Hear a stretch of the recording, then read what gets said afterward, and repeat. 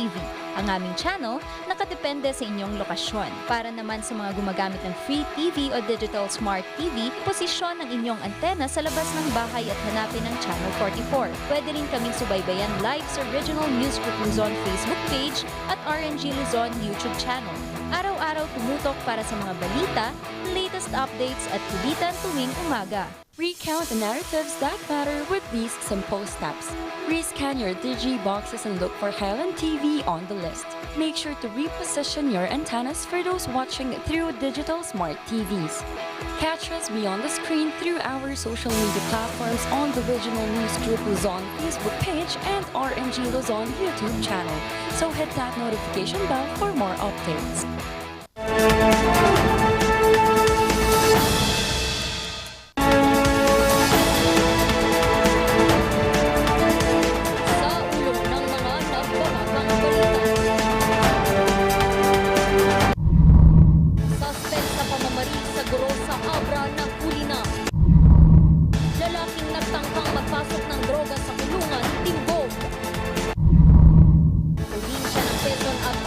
Patuloy ang pagbangon. Bohemian themed na classroom handog ang isang guro sa kanyang mga estudyante. At 70 years old na lolo pumasa sa electrical engineering licensure examination.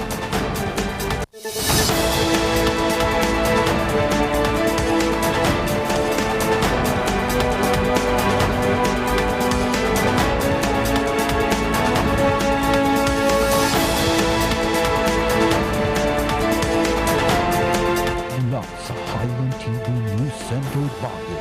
Ito ang Luzon Headlines. Naimbaga malam, maamyanan, Luzon. Narito na ang mga bago at may init na mga balita.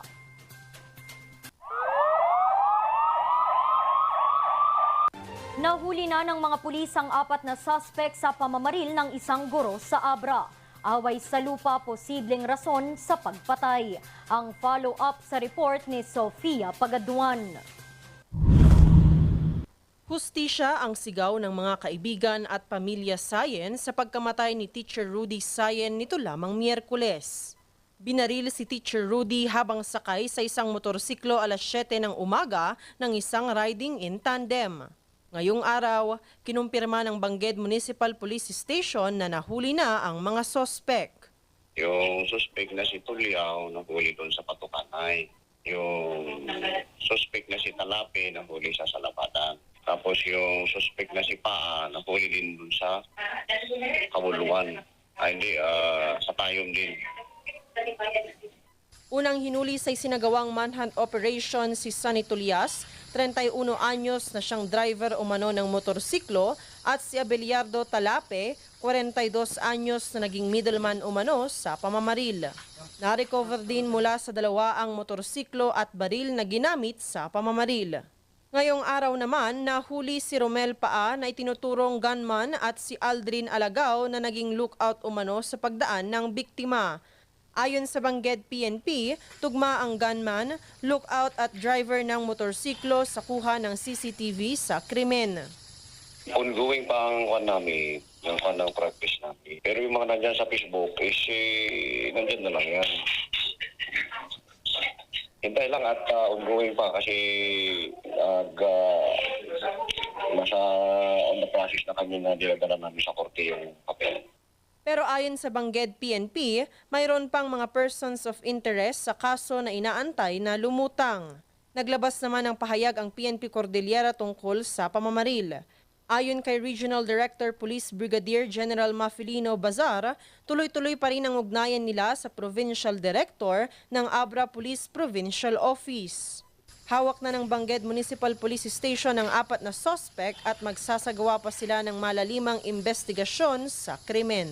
Sofia Pagaduan para sa Luzon Headlines. Sa kulungan ang diretsyo ng isang lalaki matapos tinangka nitong magpasok ng droga sa kulungan sa Kalinga. Narito ang report. Bibisita lang sana sa Tabuk City District Jail noong ika-28 ng Setyembre ang 24 anyos na si Joshua Liban Bayado, residente ng Nambaran, Tabuk City, Kalinga.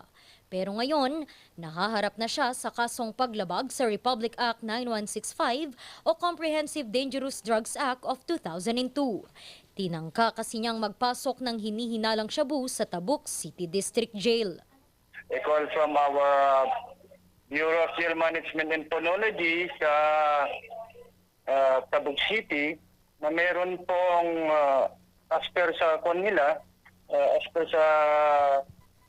inspection nila sa mga dumadalo sa mga PDL natin. Sabi ng mga investigators natin, bagong-bagong tsinelas ito sana na ibibigay para may gagamitin itong PDL natin na bibisitahin. Ang ginawa po,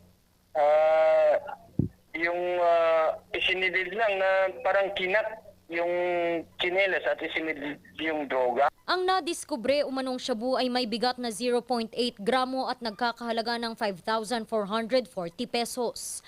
Walang record ang nahuling suspect pero ang kanyang binisitang PDL nakulong dahil sa droga. Tingnan natin, parehas na drugs and baka kasamahan niya ito rin. Ngayon, nakakulong na rin sa Tabuk City District Jail ang lalaki. Sa datos ng PNP Kalinga, ito ang unang kaso ng pagpupuslit ng ilegal na droga papasok sa kulungan ngayong taon. Randy Guzman para sa Luzon Headlines.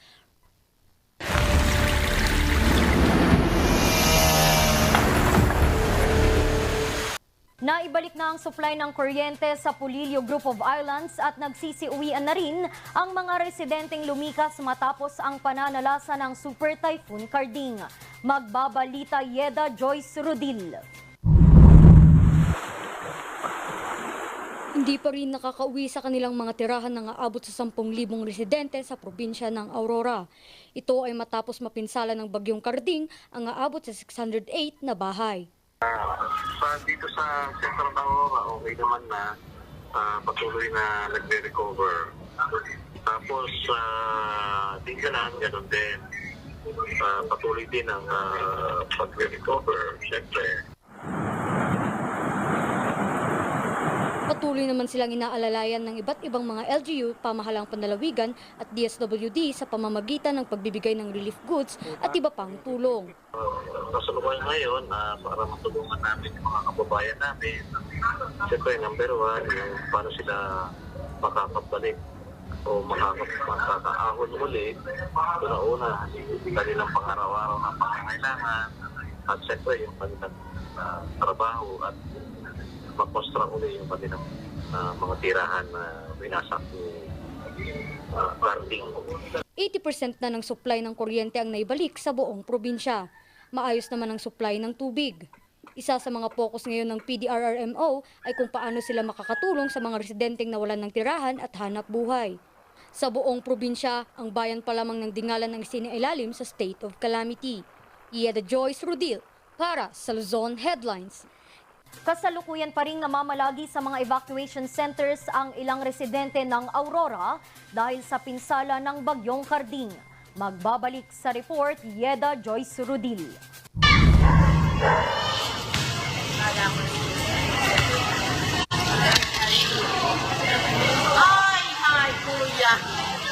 Unti-unti nang bumabangon ang probinsya ng Quezon, 5 araw matapos manalasa ang bagyong Karding.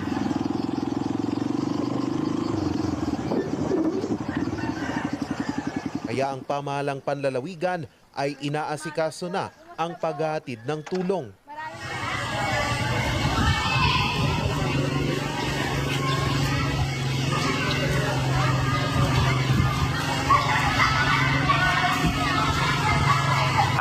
Rehab and recovery stage na po kami. So yun po yung stage kung saan ay patuloy na yung pagbibigay ng mga assistance doon sa mga affected families and individuals po natin, particularly doon po sa 5 municipalities na nasa Pulilio Group of Islands po. Kasama po yung General Nakara. Patuloy din ang clearing operation ng Quezon Police Provincial Office at mga LGU sa mga nagtumbahang mga puno sa isla.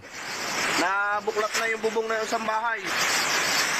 Yung doon sa kabila, inilipad na ng hangin. Naibalik na din ng Quezon Electric Cooperative ang supply ng kuryente sa mga bayan sa isla maliban sa bayan ng Bordeos at Panukulan. Sa! Dalawa! Tatlo! Sa! Dalawa! May gilat na ganyan at ulan namin. Sa! Dalawa! Tatlo! Sa! Dalawa! Tatlo! Sa! Dalawa! Tatlo! Mula sa libu-libong residenteng lumikas sa pananalasa ng bagyo, halos nagsiuwian na ang mga ito. So Panukulan na lang po ang bayan na mayroong 5 families na nasa evacuation center.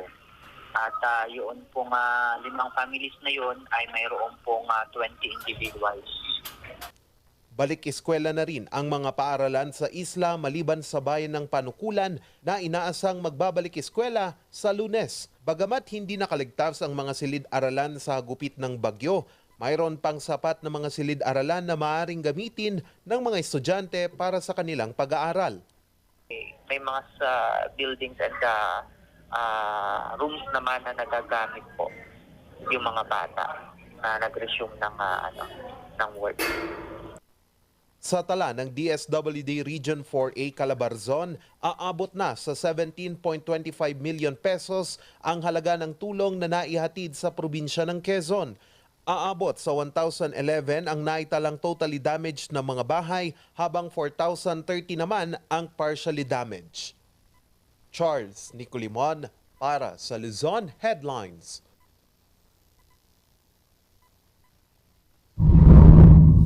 Susunod, Bohemian-themed na classroom handog ng isang guro sa kanyang mga estudyante. Yan at iba pang mga balita. Abangan!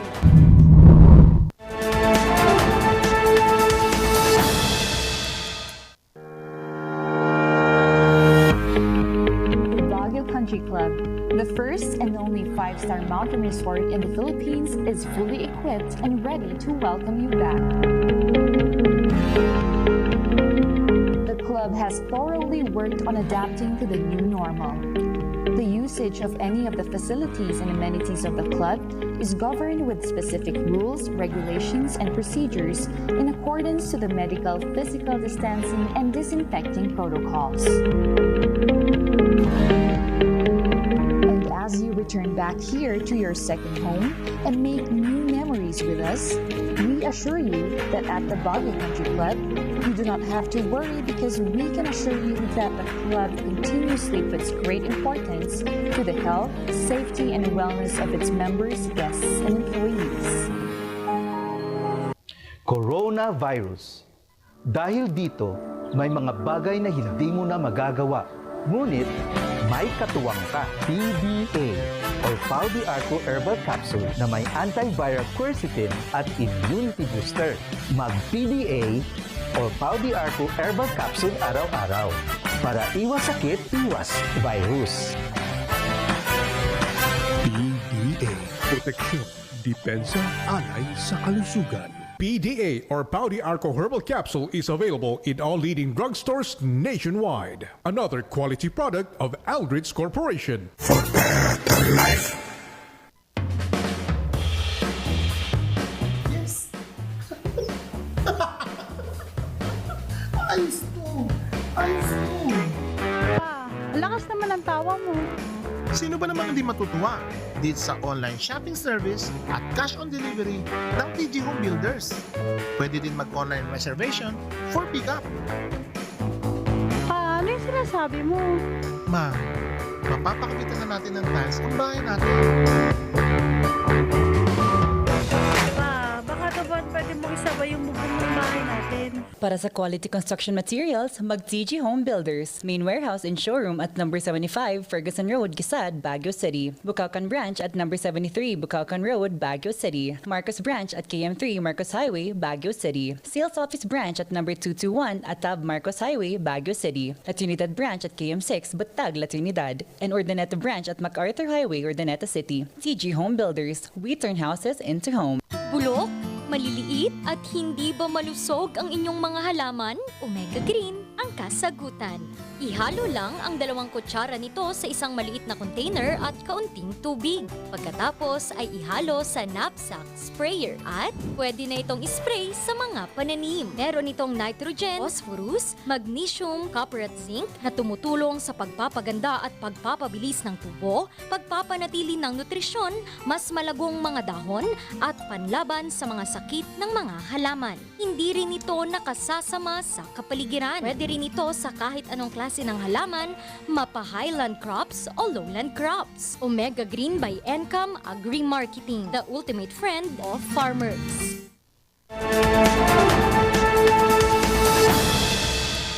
Isang Boho-themed classroom ang handog ng isang guro sa kanyang mga estudyante.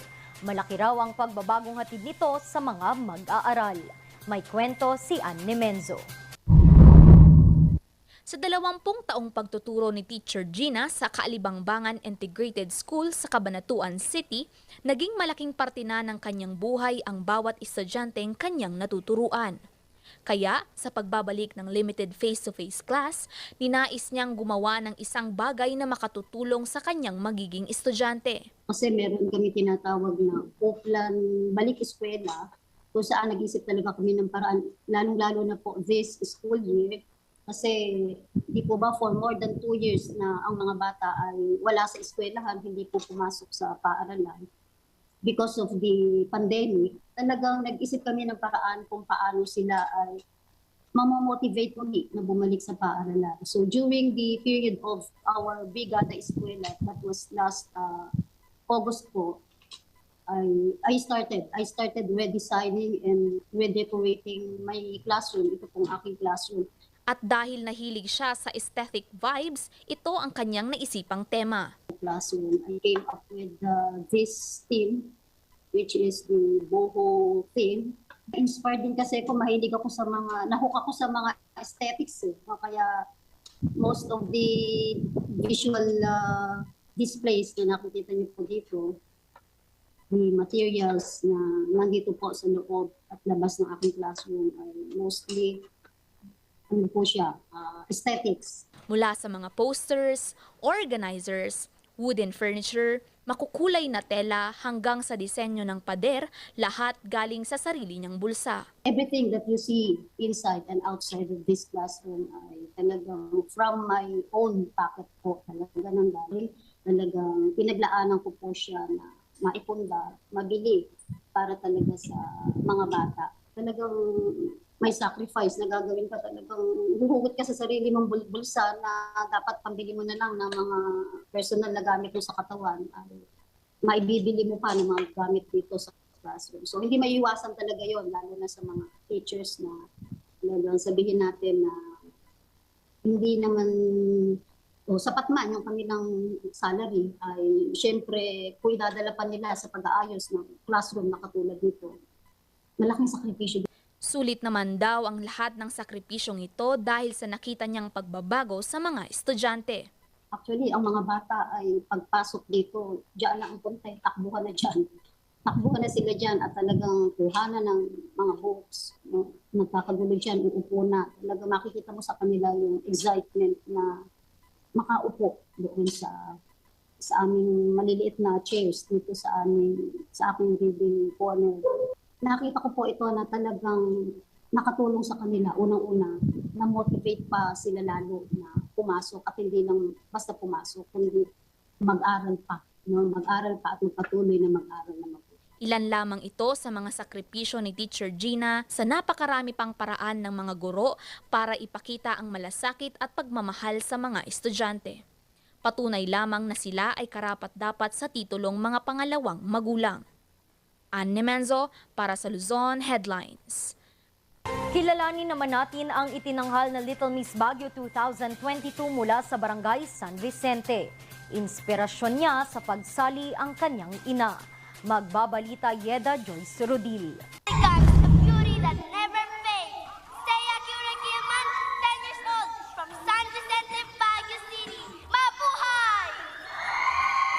Matapos ang halos 3 taon ng pandemya, nagbalik na yung taon ang Little Miss Baguio 2022. Sa edad na 10, isinali ni Reynalyn ang kanyang anak na si Seiya upang sumabak sa pagrampa. Encourage ko siya kasi may parang nakikitaan ko siya ng potential na maging beauty queen po. Kaya encourage ko po siya. And then gusto naman po din. Kaya napuno ng pag-asa at tuwa si Seiya sa pagsabak nito sa patimpalak. Super happy po. Parang 100% yes po yung sinabi ko. Hindi po siya. Kumpiyansa si Reynalyn sa pagsali ni Seiya dahil simula pa lang noong 5 taong gulang ito ay sumasabak na siya sa mga national pageants. Bata pa lamang, sinanay na niya ang kanyang anak sa pagrampa sa panonood ng mga videos sa internet.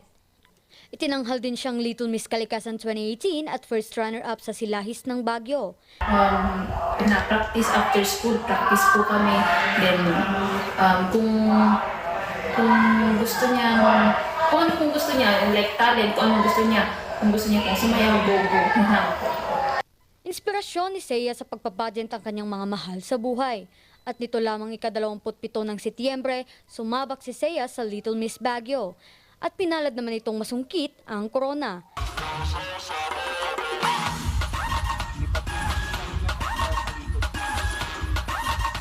Super happy and proud po kasi kung gusto niya pong maging beauty queen, go lang tayo sa Baguio.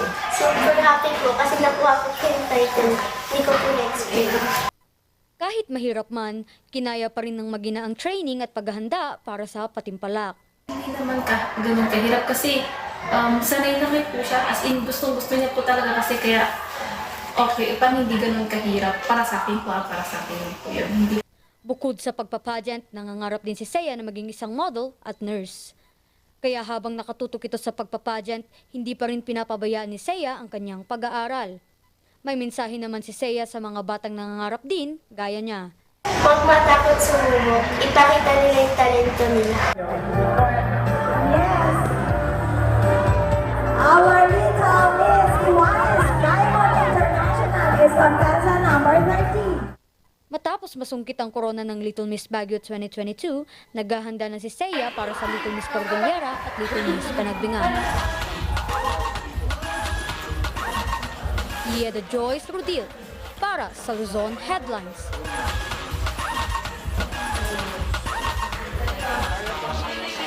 Kilalanin naman natin ang isang mga awit mula Baguio City na nag-uwi ng 3 medalya sa isang international competition. Magbabalik sa report, Sofia Pagaduan.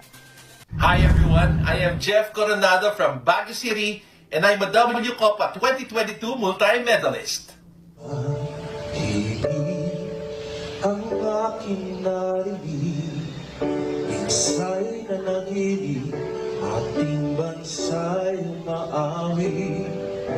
Malapit sa puso ng mga Pilipino ang pag-awit. Pero para kay Jeff, isa itong calling. I think it's something that I want to do and something maybe that is maybe destined for me to do. Nagsimula ang pagmamahal ni Jeff sa pagkanta nang sumali ito sa choir ng kanilang simbahan. I thought na I would do this forever. Until ginagawa ko siya hanggang ngayon. Parang nasabi ko sa sarili ko na this is what I want to do until the end of my life probably. Dahil sa asam na masubok pa ang sarili, napagdesisyonan ni Jeff na sumali sa mga kompetisyon. Bagamat hindi siya pinalad sa mga unang sinalihan nito, hindi siya pinanghinaan ng loob. Well, there was always a longing for me to see kung ano ang kasabay ang kaya ko. So, I think yun yung nag-start, pero hindi ako yung talagang sumasali ng competition. Siguro may mga dalawa lang or isa pa akong sinalihan na competition. Pero hindi ako gaya na iba na I would join every competition in every place. Sumali si Jeff sa mga banda at grupo para mahasa ang kanyang talento. After graduating, may mga kandil naman ako may mga corporate jobs din ako. And then I still do my singing. I can never do without singing. I always go back to singing. So whatever I do, parang yun pa rin ang ginagawa ko. Makalipas ang halos isang dekadang pag-eensayo at pagsali sa iba't ibang kompetisyon, nakamit ni Jeff ang isa sa mga itinuturing niyang pinakamalaking tagumpay. Champion kasi si Jeff sa Annual World Championship of Performing Arts na ginanap noong Hulyo sa California, USA. Very good feeling na na-represent mo yung Philippines and also na nakapag-uwi ka ng medals for the Philippines. Nasungkit ni Jeff ang gold medal sa Broadway category, Original Works category at bronze medal sa Group Production category. Labis naman ang pasasalamat ni Jeff sa mga sumusuporta at naniniwala sa kanya. Dahil dito, hiniling niya ang suporta rin ng pamahalaan sa mga musikero na gaya niya. In terms of support, siguro ang kailangan ng support ng any performer or athlete is, finances din. Kasi just like the competition I joined, just like the Olympics, pwede siya, something you have to fund. And yun nga, sponsors would be greatly appreciated. Bukod sa mga medalyang napanalunan, siya rin ay napili bilang isa sa mga cast ng Miss Saigon Guam at oportunidad na mag-ensayo sa iba't ibang organisasyon mula Amerika. Sofia Pagaduan para sa Luzon Headlines.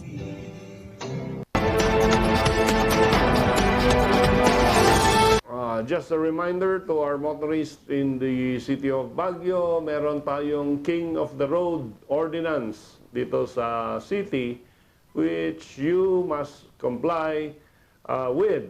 At ito yung Ordinance number 7 series of 2010. Ito yung ordinance na nagre-require na lahat ng motorista ay dapat merong full stop for 5 seconds before pedestrian lanes. And they must allow a pedestrian, they must slow down to allow a pedestrian to approach and use the pedestrian lane.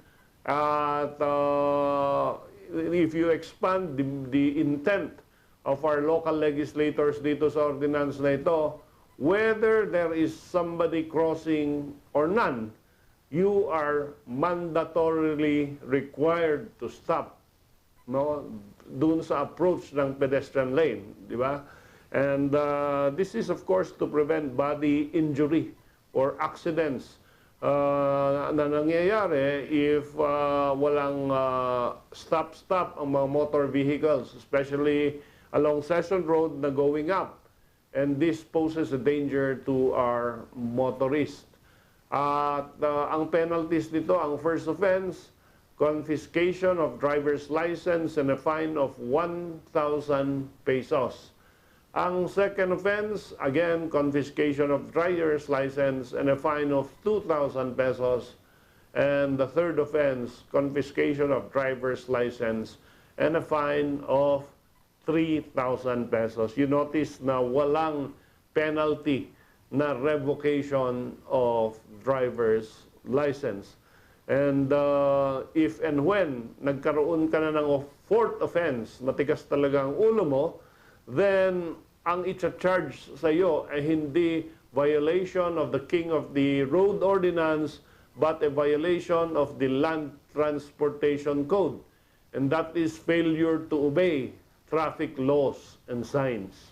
So, yung guhit ho na puti sa kalsada ay hindi lang dekorasyon, but that should serve as a warning that each motorist should stop for at least 5 seconds before proceeding.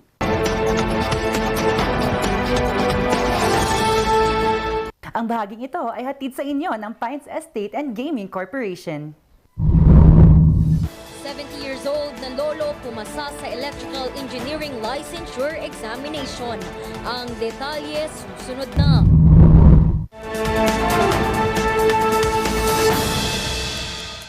Ang maagang konsultasyon ay mahalaga sa pagkusa ng sakit na dengue. Ngunit, ang tanong ng sakbayanan, sapat nga ba ito? Masigasig, maliksi, protektado at mapagmatyag, yan ang dapat mong taglayin. Hanapin ang pinagpupugaran at wasakin ito. Hello? Nahanap ko na po yung lungga. Kailangan ko na po kayo. Sige po, Master. Suportahan ng fogging at spray. Tatapusan mo na, mosquito man.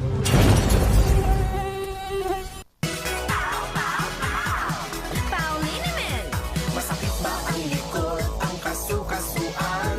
Namimitig o masakit ang iyong kalamnan? May rayuma, arthritis o nahihilo? May stiff neck, flatulence o masakit ang ulo? Sa Pauliniment, ginhaway, garantisado. Pauliniment, isang pahid ka lang. Dahil walang out sa PAO! Pamilti ng batang 90s, dararating ang itrahan. Ang batang 90s milty, di ka magsisisi, promise. Pamilti ng batang 90s. Bazaar Music offers a complete line of musical instruments.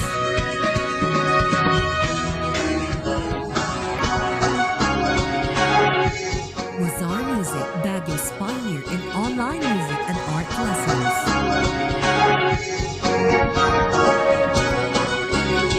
Bazaar Music, bringing music closer to your hearts.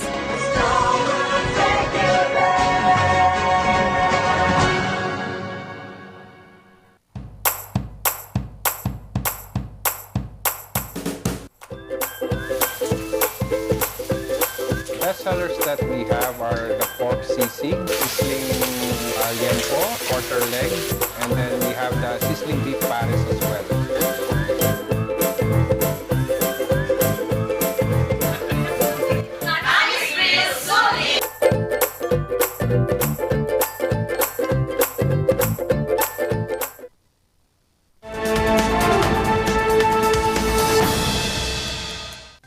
Pumasa sa katatapos na Electrical Engineering Licensure Examination ang 60 anyos na lolo mula sa Cavite. Ang kwento ng kanyang tagumpay sa balita ni Brian Asilio. Pangarap ni Tatay Renato simula pagkabata na maging electrical engineer. Laki kasi ako sa remote barangay, remote baryo. So yung lugar namin walang kuryente. Ang ginagamit lang doon ay gasera. Kaya parang doon na ako nahilig sa electrical. Kaya nung high school, talagang electrical na yung gusto kong to be a successful electrical engineer talaga, yung gusto ko talaga. Ngunit dahil sa kahirapan, nahinto ito sa kanyang pag-aaral upang matulungan ng kanyang mga magulang at mga kapatid. Kaya para masuporta ng kanyang pamilya, pumasok siya sa iba't ibang trabaho. Nagtatrabaho na ako, napa-engage ako sa construction. Nagsimula kami sa tawag dito, metal fabrication o iron works. Tapos, ang nangyari, parang kulang kasi yung kaalaman ko talaga sa ganong larangan. So, ang nangyari, nung medyo matagal-tagal na ako sa construction, kinuha ko nag-review ako sa isang review center. Kumuha ako ng registered master electrician. Nagporsige si Tatay Renato na magtrabaho hanggang sa siya ay magkapamilya. Nagkaroon sila ng kanyang asawa ng 5 anak. Itinuturing ng malaking tagumpay ni Tatay Renato na lumaking matagumpay sa buhay ang kanyang mga anak. Pero bumabalik pa rin sa kanya ang dating pangarap na maging engineer. Siguro talagang naandun yung paninindigan kong tapusin talaga at makuha yung lisensya. Kaya kahit medyo, minsan nga inaantok na ako, pagod na ako, pinipilit ko pa rin talagang magbasa, intindihin, mag-solve. Taong 2019, napagdesisyonan ni Mang Renato na mag-aral muli bilang electrical engineer. Ang ginawa ko talaga, twice ako nag-review, tapos sa umaga, pag-gising ko siguro ng mga 4, bali nagbabasa-basa na ako niyan, I'll try to solve at least 50 bago ko umalis. Pag meron akong maluwag na oras, at least hanggang 200 problem solving, tinatry kong matapos.